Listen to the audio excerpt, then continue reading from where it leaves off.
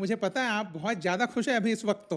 तो क्या कहे थे हम? बोले थे ना कि भाई आप जो है ट्रस्ट रखिए, हम ओमान को हरा सकते हैं, और हमने वो हरा भी दिया है।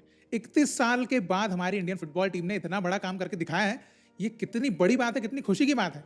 क्योंकि आप सोचिए, हम अमूनन ये दिमाग में लेके आते हैं ना कि भाई इतनी बड़ी रैंक वाली टीम है, वो तो कितनी अच्छी अच्छी कंट्रीज को हरा भी रही है, उज्बेकिस्तान से ड्रॉ, और अभी मतलब उनका कैंपेन काफ़ी अच्छा रहा।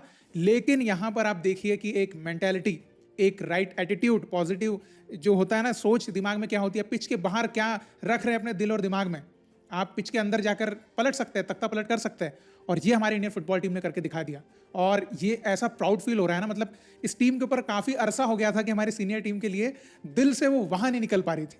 क्योंकि ताजिकिस्तान को भी हमने हराया, लेकिन वो बस हराया था, वो वहाँ नहीं निकला था। लेकिन यहाँ पर वहाँ भी निकला और ओमान का आह भी निकला है। तो ये है असली खुशी। और एक बात आप मान गए होंगे कि भाई अटैक करने से होता है, वो करना पड़ता है, वरना डिफेंसिव खेलने से ये होता है कि हम हमसे भी लोअर रैंक कंट्री अफगानिस्तान से ड्रॉ कर जाते हैं। लेकिन जब हम हमारे दिमाग में सोचते हैं ना कि भाई चलो डिफेंस हमारी अच्छी है ही, लेकिन अटैक भी करते हैं, तो जब अटैक करते हैं तो हम ओमान जो हमसे कई गुना 50 रैंक ऊपर है हमसे, उसको भी हरा सकते हैं। तो ये एक बहुत बड़ी सीख, एक लाइफ लर्निंग भी मिली है हमको कि है ना, हमको सोचना पड़ता है। जब हम मैनिफेस्ट करते हैं ना, तो हम बड़ी बड़ी चीज़ों के ऊपर भी जीत हासिल कर सकते हैं। और एक और बात मैं आपको बताना चाहूँगा, इंडियन कोच खालिद जामिल, जो कि एक चीज़ बड़े बड़े कोचेस, बड़े बड़े वर्ल्ड कप प्लेयर कोचेस जो है वो हमारे इंडियन टीम के साथ नहीं कर पा रहे थे, वो चीज़ खालिद जामिल समझे। तो हम एक चीज़ बोलते हैं ना कि एक इंडियन को बहुत सही तरीके से समझ सकता है, वो उसके दिल तक पहुंच सकता है, वो कनेक्ट कर सकता है।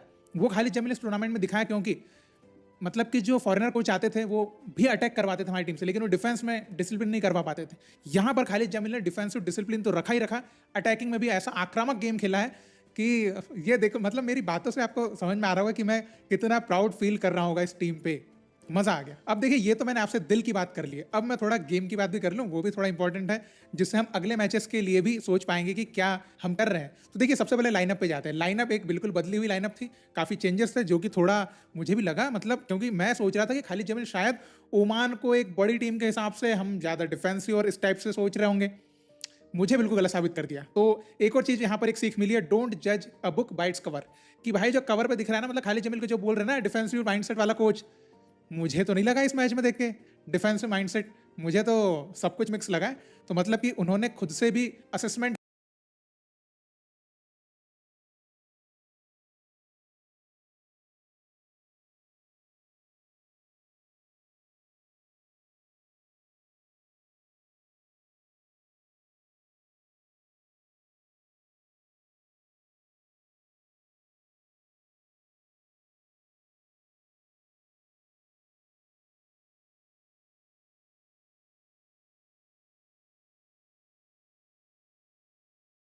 करी है बाकी मैचेस से, और वो समझे है कि मुझे क्या करना पड़ेगा कि टीम जीत पाएगी। तो लाइनअप में मेनली सुरेश और आशिक जब मुझे नहीं दिखे तो मुझे लगा यार कुछ क्या है ये, लेकिन इसके बावजूद भी टीम ने काफ़ी जोश, जुनून और बहुत ही शानदार परफॉर्मेंस दिया। मतलब कि ये तो अच्छे प्लेयर जो परफॉर्मेंस दिखा रहे थे वो नहीं थे लाइनअप में फिर भी। और देखिए, मैं एक चीज़ थोड़ा यहाँ पर डिसअपॉइंटिंग चीज़ है, थोड़ा क्रिटिसाइज यहाँ पर करना पड़ेगा, जो रियल है, ऑनेस्ट क्रिटिसिज्म, एक पॉजिटिव क्रिटिसिज्म बिल्कुल बनता है, जिसके बिना ग्रोथ नहीं हो सकती, वो मैं करना चाहूँगा यहाँ पर। देखिए, अभी खुशी का माहौल है, लेकिन ये चीज़ भी ज़रूरी है, इसलिए मैं कर रहा हूँ। तो ये मेरे दिल की बात है जो मैं आपके दिल तक पहुँचाना चाहता हूँ, और आई एम श्योर अगर प्लेयर्स तक भी पहुँचे वो देखें तो सुनिए। देखिए, एक तो विक्रम प्रताप सिंह और इरफान यादव की साइड से मैं बहुत ज़्यादा डिसअपॉइंट हुआ हूँ पूरे टूर्नामेंट में, ये मैं आपको बताना चाहूँगा। और इस मैच के बाद तो और ज़्यादा, क्योंकि अब हमारा कैंपेन खत्म हो चुका है, तो चारों मैचेस का असेसमेंट ये हो गया कि भाई देखो, सबसे पहले विक्रम प्रताप सिंह हमारी टीम में एक रनर के रूप में है, बाकी कोई इंपैक्ट नहीं है, कुछ भी नहीं। तो नेक्स्ट टाइम अगर he will be not in the squad, मुझे कोई आश्चर्य नहीं होगा। उसके बाद इरफान यादवाद पे आते हैं। इरफान यादवाद हमारे नेक्स्ट मनवीर सिंह बनने की कोशिश कर रहे हैं। मनवीर सिंह मतलब हमारे वो वाले मनवीर सिंह, अभी करंट टीम में है वाले नहीं, जो अभी नहीं है स्क्वाड में, मोहन बगान में जो खेल रहे हैं वाले मनवीर सिंह की बात कर रहा हूँ मैं। क्योंकि इरफान यादव भी वही सेम चीज़ कर रहा है।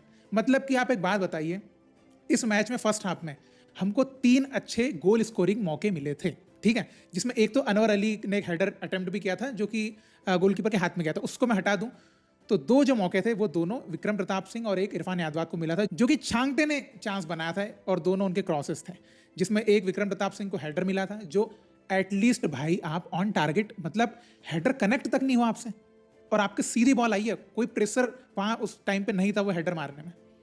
दूसरा इरफान यादवाद, आपके सामने से बॉल आई और आपके पैर से कनेक्ट नहीं हुई गोल के सामने, अब ये देखिए, जब हम एक अच्छी टीम के अगेंस्ट खेल रहे हैं, आपको कितने मौके मिलेंगे? कुछ मौके मिलेंगे ना, और उन कुछ मौकों में भी आप कनेक्ट नहीं, आप शॉट ऑन टारगेट और शॉट मारा ये तो अलग, आपने कनेक्ट नहीं किया। कितना दुख हुआ होगा हमको, इस बात की थोड़ी सी गहराई को समझिएगा। तो ये चीज़ मैंने देखी, और ये पूरे टूर्नामेंट के असेसमेंट के हिसाब से मैं बोल रहा हूँ यहाँ पे।